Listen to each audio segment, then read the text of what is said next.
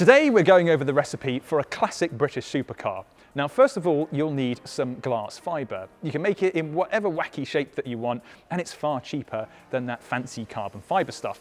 Next, you'll need a bunch of steel for a simple, lightweight space frame chassis. Now this will require some welding, so parental supervision is advised. And finally, you're going to need an engine. No point in building your own, that's a fool's errand. So why not pinch a motor for something cheap and cheerful, like, I don't know, a Ford Mondeo. And if you follow all of those steps to a T, you should end up with something that looks a bit like this, a Noble M12. The M12 is the brainchild of a man called Lee Noble, an idol among British car enthusiasts and the king of man-in-shed car projects. Having designed the monstrous Ultima GTR and the lesser-known Ascari Ecos, Noble turned his attention to building his own supercars under the Noble Automotive banner. This started off with the exceptionally short-lived M10, a car so rare that we can't actually find any press pictures to put in this video, before he refined the formula with the Noble M12. It's a very simple formula, but a mightily effective one. It's all based around a steel space frame chassis onto which some very tasty bits of kit are bolted to. At each corner is double wishbone suspension with manually adjustable dampers. There's also AP racing brakes, which will get this car stopped in an instant. Not that there is actually a lot of car to stop, because the conservative figure for this car is around 1,050 kilograms, but I've also seen numbers quoted below a ton. Save for a few bits of carbon fibre, the M12's bodywork is mostly made out of glass fibre. Now, small-scale British sports car makers absolutely love the stuff because it's easy to produce and it's also cheaper than making something out of aluminium. On the M12, you have a clamshell design, which is not only a little bit lighter, but it's also cheaper to produce because you're reducing the amount of complexity in the build process. And it also makes the thing look a little bit like a budget F40. The M12 came in several different flavours and they all look pretty much exactly the same. The key difference though is what can be found here. On the launch car, it came with a 2.5 litre V6 engine from the Ford Mondeo ST200, only Noble bolted on a couple of turbochargers, and it was good for an output of 314 horsepower and 320 pounds-feet of torque. They then introduced the upgraded GTO3 model, which increased the engine capacity to 3 litres, and with it came a power increase, 357 horsepower and 350 pounds-feet of torque. Then there was the racier GTO3R. Now that included a 6th gear and also a Quaife limited slip differential. But if you wanted the most hardcore version, you needed the M400, the final iteration of the M12 as we know it. Now power was increased again to 425 horsepower. It also came with race suspension and crucially anti-roll bars. More on that a little bit later. The car I'm driving today is a GTO3, and this is where things are going to get really geeky. Now, eagle-eyed Noble fans may have noticed that this is wearing the low-drag front end of the GTO3R and M400 models, and that's denoted by those covered headlights. And that's not the only difference. The engine mounts have been uprated, a larger cooler for the power steering, new radiator, and short shift gear linkage have been fitted, all in the aim of ironing out some of those quirks that low-volume British supercars are sometimes known for.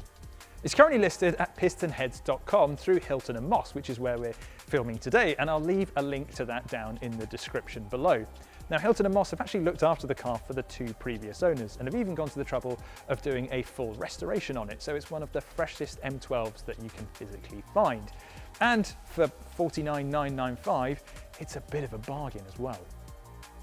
Whether the splitter, wheel arches, rear diffuser or this lip at the back have any kind of aerodynamic benefit is up for debate. This was long before the time when manufacturers used to post downforce numbers, but Noble does provide you with a manually adjustable rear wing.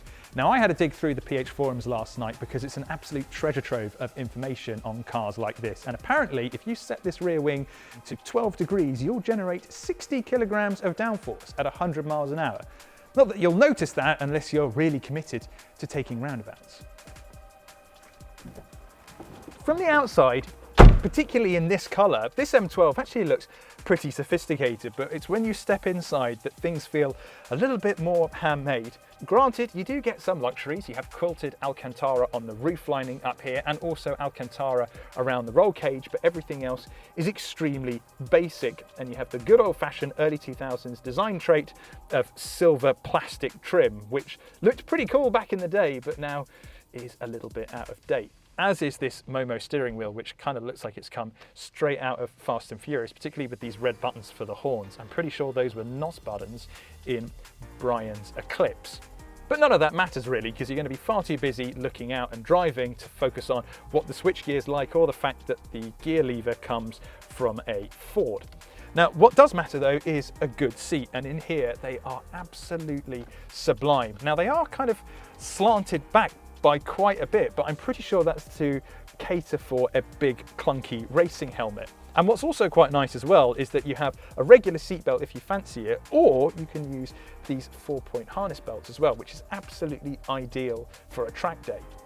Now, talking about the build, what's quite interesting about the M12 is that it was actually built in South Africa before it was shipped out to the UK for final assembly.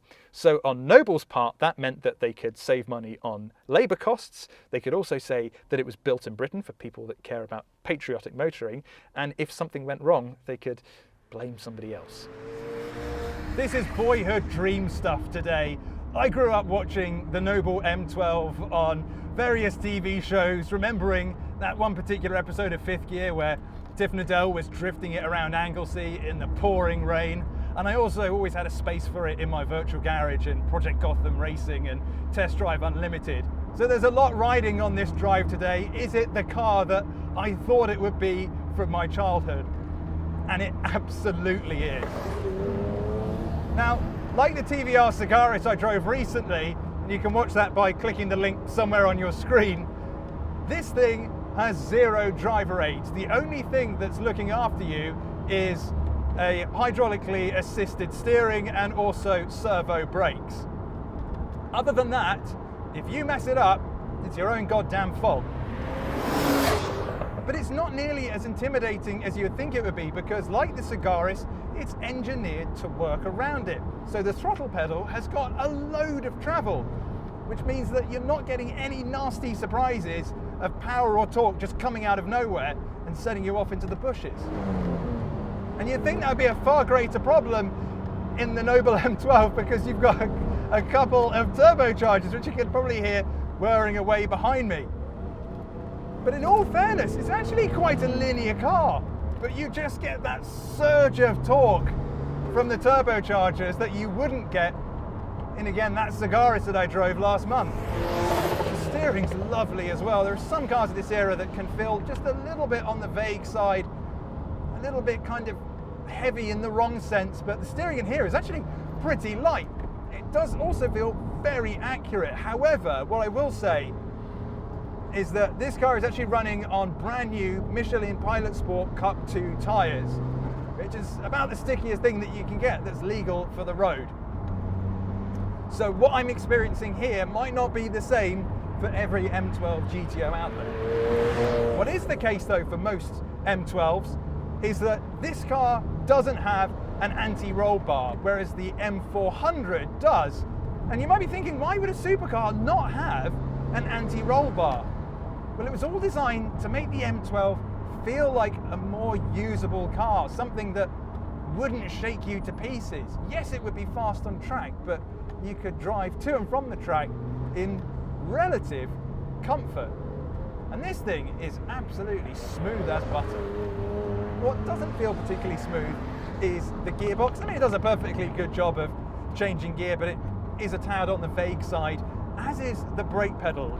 There's quite a lot of travel in the brake pedal without it really doing anything. But it all just takes a bit of learning. Once you figure out how to use the gearbox properly, how to work with the slightly long brake pedal, it all just starts to feel really very natural. And that's the main thing about this M12 GT03. It's intuitive, and it's something that I love about cars from this era. It's completely unmuddied by gimmicks and gadgets. It's just you, an engine, 4 wheels, and an absolutely sublime chassis. Now, Noble actually fell off the face of the earth after the M12. They did produce something called the M14, which didn't go anywhere. And then they also did the M15, which didn't go anywhere. And then we had the M600 supercar, which was absolutely ballistic, but a far cry from the M12. And now they're actually returning back to supercar production, and they should have a new model out, hopefully in the very near future. You might have seen it at the Goodwood Festival of Speed in 2022. And I really hope the company has a hit on its hands, because Noble is a car maker that we absolutely need. And I can't wait to have them back. Particularly if they make cars like this.